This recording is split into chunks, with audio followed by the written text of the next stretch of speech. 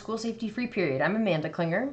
And I'm Dr. Amy Klinger. And we are with the School Safety Educators School Safety Network. We are, typically, I know the name, we are a nonprofit organization, and we provide school safety training and technical assistance and resources and support throughout the United States and Canada.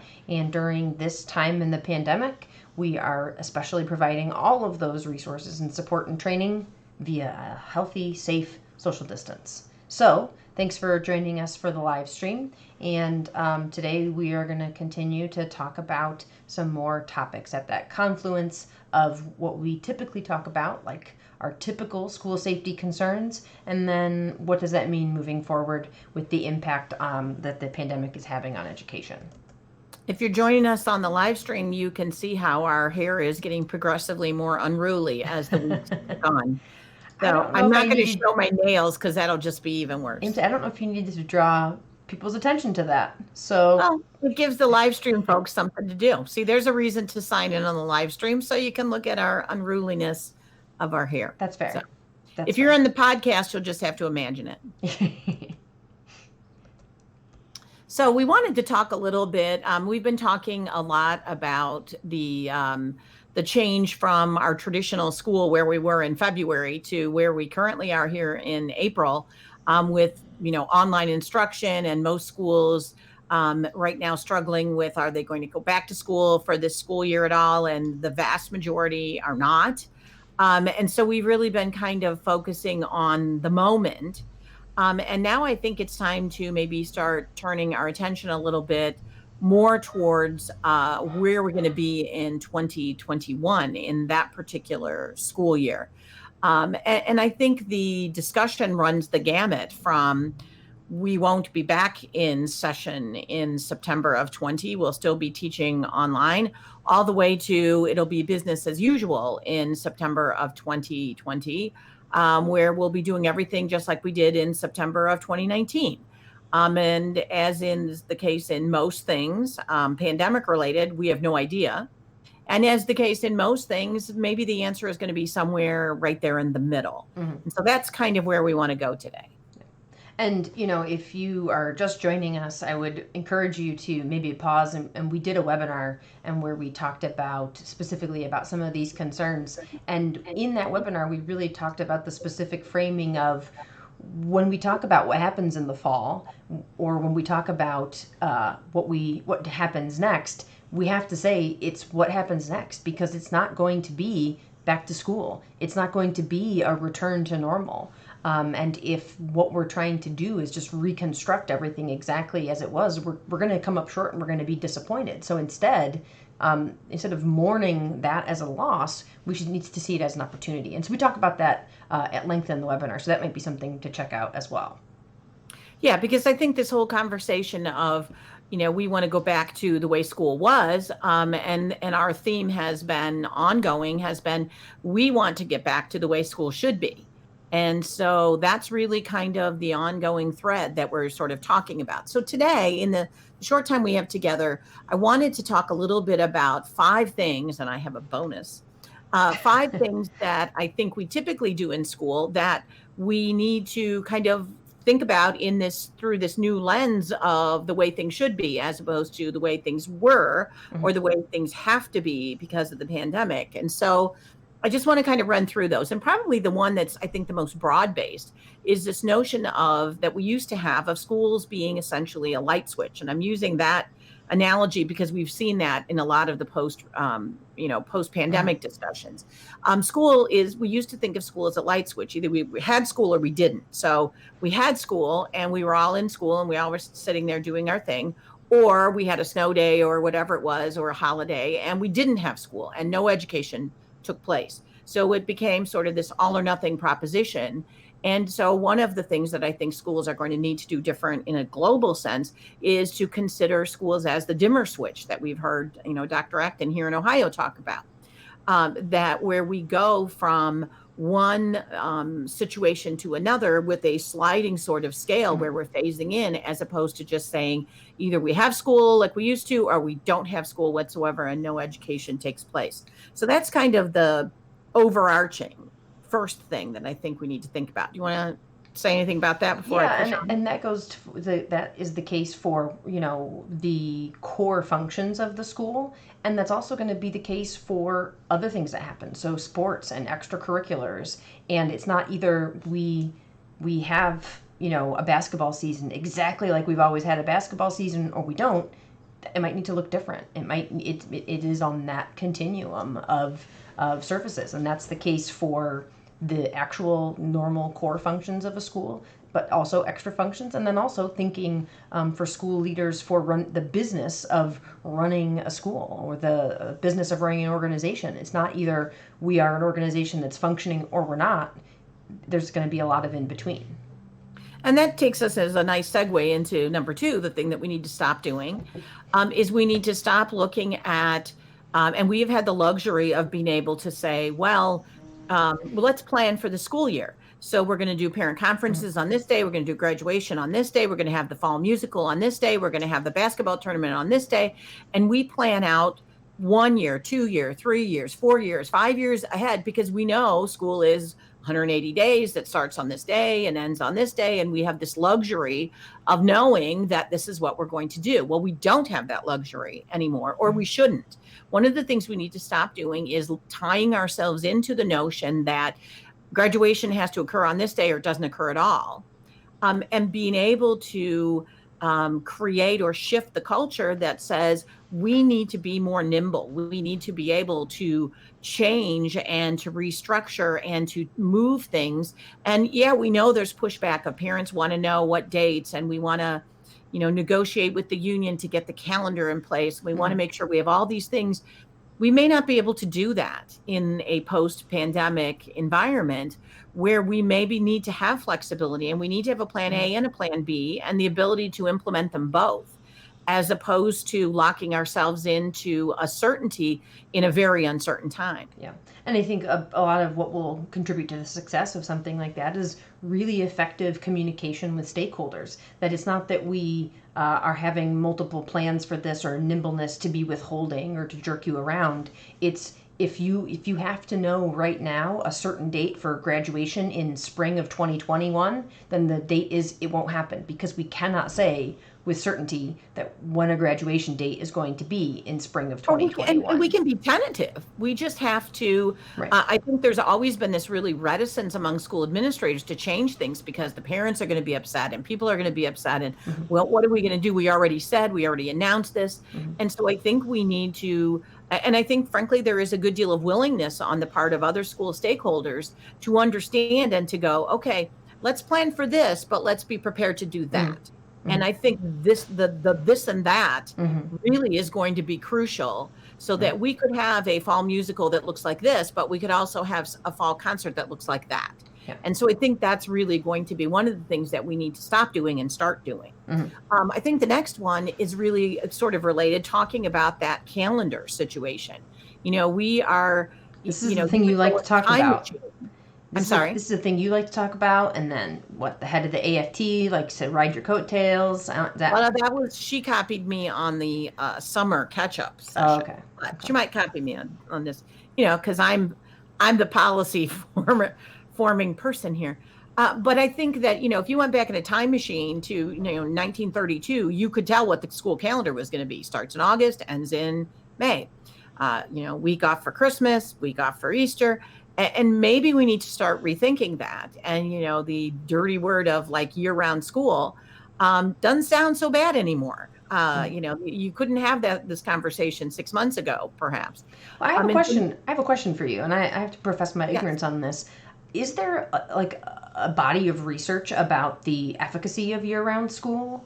Well, there is, clearly. I mean, when you talk about learning gaps and how much lost learning takes place over a certain amount of time, and there is, but there's always been these obstacles that currently, in our current situation, don't seem like that big of an obstacles like they did. No, I guess my question is, looks more like a molehill right now. No, my question is it an open question of whether year-round schooling has benefits, or is it, no, there's pretty clear evidence that there's a lot of benefits for year-round schooling, and to this point, the downfalls weren't enough to overcome it, or is I it an would say open probably question? both. I would say there's a pretty good body of research that supports it. Okay. I don't know that it's a slam dunk and and that we haven't done it just because we're being stubborn. I wouldn't say that that's the case. Okay. But there certainly is research to support that it does sustain academic achievement and that it works in many sort of situations. And so I think that we need to revisit that now and look at not only what can it do for us academically, because that's where the research is, but also what can it do for us in terms of being able to offer or to maintain education or offer services or to be able to do the things we just talked about with the this or that sort of orientation or having a plan A and a plan B.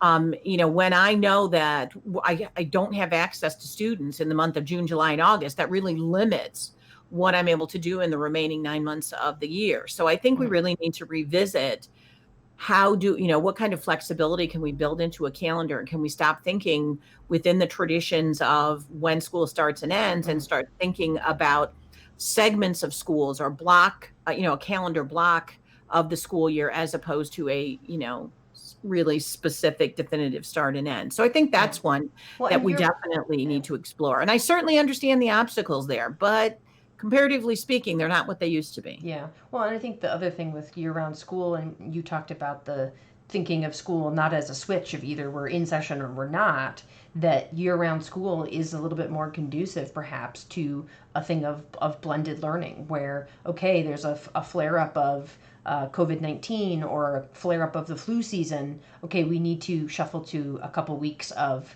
at home, like severely distanced instruction. And if we have the year-round calendar with some of that flexibility, that I think might be conducive to some more of what we're trying to accomplish on that. And from a family perspective, if we, excuse me, as we as parents or families are saying, I'm not going to a place where I am in wall-to-wall people, then we need to have the flexibility that people can go on vacation in February. And maybe this other district or this other state they're having their break in the beginning of March and someone else is having a beginning. And so now we're able to, as a society, diffuse the density of folks by not pushing it artificially into, if you have a kid, you need to go on vacation during this time. Yeah. Well, and I don't want to be too, conspiracy theory laden, but I think we do have to acknowledge that maybe perhaps part of the hesitancy to transition to a year-round school, there's a lot of reasons potentially for that, but some of that is, that it has an impact on tourism. And I think, the impact on tourism there's been something else that has had an impact on tourism. The impact on tourism has already been felt. So if the new normal is we can't have this high a population density of people at a hotel, for example. So as a hotel owner, would you rather have people spread out throughout the year, or we only have a high tourist season and then we're completely empty the rest of the time? I mean, some of it, the constraints are what they're going to be. So I think that's clearly something that schools need to stop doing.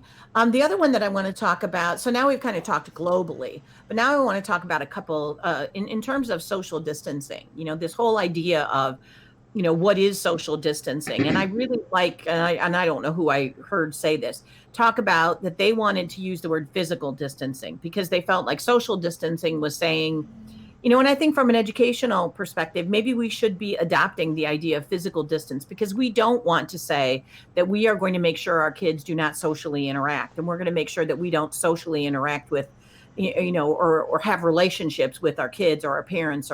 So I really like the idea of physical distancing as being sort of the term. So, but think about the implications of social distancing or physical distancing in terms of a school. So, if you have 500 kids in the cafeteria, and we've talked about that. We've talked about the facility itself. We've talked about school buses. We've talked about all that. And so I think we are going to have to stop doing the things that are convenient for the adults or that are driven by the nature of the facility or that are driven by the nature of the schedule and start doing what makes sense for us to be able to diffuse that population. And how can we do it in a way that is beneficial to them in more than just a public health perspective? How can we do that so that it's beneficial in terms of relationships and climate and culture and academics and all this other stuff? And we talked about that in some of our past podcasts, but I want to now do a little bit of maybe a cautionary tale of my concern of people saying, well, we can't have 60 kids on the school bus, so we're going to do 30 kids and make them ride the school bus for an hour and a half, or we're going to I just had a school administrator say to me the other day that a public health perspective is you'd have 20 kids or 15 kids in a classroom and they stay there the whole day and the teachers rotate in and out and you bring their lunch there and they don't change classes. Well, that makes sense from a public health perspective, but that sounds like hell on earth from a teaching and a student perspective. That I'm going to be trapped in this room with these people. So we have to be careful that we're not going to make decisions based on just one set of criteria and the heck with what it means for all the others. And I think also, part of that when we talk about physical distancing, especially that, as we transition back to what comes next for schools, that we set ourselves up for success with that. And I think we need to maybe have a really maybe uncomfortable self-assessment of, are we really going to be doing that? Because, if you've been out in public at all, you can sort of see the continuum of how physically distanced people are. And I feel like the few times that I've been out in public, I feel like I give people really dirty looks because they're not maintaining 6 feet of distance. They're just not. And to keep in mind of how difficult that is and the discipline that's required. You have joked around before about touching your face, the discipline that's required to do that. And I am concerned when we transition to what comes next for school, where we're back in physical buildings, that we're going to, just like any initiative, we're going to start out being real serious about the 6 feet. And then we kind of creep in, and then we creep closer. And then to keep in mind how difficult that might be across different developmental ages. We can have pretty high expectations of high school kids of, really, guys, you have to stay 6 feet apart. How are we going to teach that? I mean, I guess kindergartners are going to learn how far 6 feet is, maybe sooner than they would normally, but... And do we have evidence that supports that as being the best thing we can do from a public health perspective? Or is it just that's something that we know we want to do in society in general? And are we going to overlay that onto education? If we're going to do that, we need to make sure that it makes sense to do that, because I don't know to a certain extent that it's going to make a difference in some instances. So I think we're going to have to think about that, but we're going to have to be strategic in terms of how we're going to apply that. Yeah. So then we talked about, so then the next one I want to talk about is less serious, I guess, and more just observational. It is the school safety free period. So this is the time. Okay. Well, one of the things that I think we're going to have to stop doing, and I apologize in advance for however many people this is going to offend, and let us know if you are offended. At least we can connect with you. I hope to offend you, and I hope that you tell me about it. No, I guess what I'm saying though is we need to get past this idea. And I'm not saying everyone does this, but I've seen lots and lots of teachers, and we've been in lots and lots of schools. We see a lot of schools where we go through the motions of hygiene and cleanliness by going, hey, boys and girls, everybody go in the bathroom, wash your hands. I don't care if you really did it. And I don't care what you were doing in there, but I said to do it. And so we have this fake hand washing. So we have a lot of fake sort of hygiene kind of things that maybe we need to stop doing and really start to teach that in the sense of how we teach life skills and how we teach other health and safety things. We teach kids, not to play with matches. Maybe we need to teach kids the dangers of fake hand washing. Maybe we need to teach kids how to be responsible for their own hygiene and their own, their own areas even. Just this whole idea that the classroom at the end of the day is like this train wreck, both, in terms of stuff everywhere and also germs and all the other things. And then kindly custodian Bob is going to come in and somehow make it right. Maybe we need to be shifting that to where kids are responsible or are empowered to take care of their own personal hygiene and their own personal interactions, but also their own personal spaces as well. Because we can't say that we're going to go 8 hours without wiping down a surface. So I think some of those things seem a little bit contrived, but I think they're important conversations that we're going to have. Yeah. And as we've got, a whole group of kids who have been sitting at home watching their mom frantically clean the counter 25 times a day. I mean, certainly, me being one of them too, certainly that's not so far out of the realm of their experience. And if there's ever a time that they are understanding the implications of that or understanding why that is happening, plus it's probably good for STEM, biology, microbiology, all the science aspect of it. Well, it is a virus, so. Well, yeah, that's what I'm saying. So it's sort of there's a tie in there. We can activate their prior knowledge from being quarantined at home. But I do think that those are conversations we need to have, even to the point of, sports. You want to have sports, then you're going to have to make sure that kids shower afterwards. Or, there's some things that we have kind of looked the other way and said, well, these aren't really, anything I'm going to get super into, that maybe we're going to have to take some ownership of some of those things and change that. So then the final one, I told you there was an extra one. I really wanted to talk a little bit about even to this small things like the attendance line. We have an attendance line. You call, you say, Bobby's not coming in today, he's sick. And then we go, okay, great. And whatever. Maybe we need to pivot again to that from a public health perspective of what's wrong with Bobby. Do we take his temperature? Do we talk to someone? Maybe it's as simple as we don't have a answering machine. We actually have a person that actually talks to them to gather a little bit of information. Is the family ill? Is there a quarantine situation? Do we need to check a temperature when we come back? And take a little bit more of an active role in that screening as the people come back in. And I think that's one, so much of this is geared around, well, we're trying to do this with COVID. And I've heard lots of really interesting discussion about how about if we also are going to decrease the fatalities for flu, and we're also going to decrease the absenteeism for all these other viruses and illnesses that we're spreading around. So this is about COVID, but it's not just about COVID. Yeah. So I think that's really something that we need to think about. And I understand some schools have lots of medical and nursing support and other schools don't. But still, I think there's things that we can do to capitalize on people's interest and willingness to work on this particular situation and have that become part of our culture in schools of what we do. Well, great. So there you have it.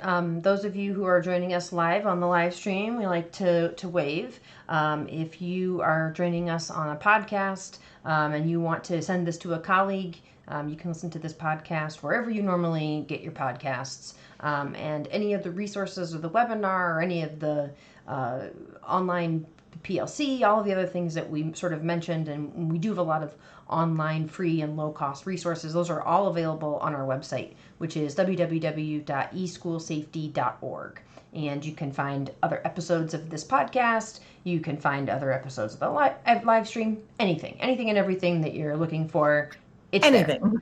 We don't have face masks. We don't sell stuff like that, but pretty much anything else we have available on the website. So as always, thanks for joining us. And if you have questions or if you were really offended by the fake hand washing, you can always reach out to us on social media or shoot us an email, info@eschoolsafety.org. And we love to hear from you. And until next time, thanks.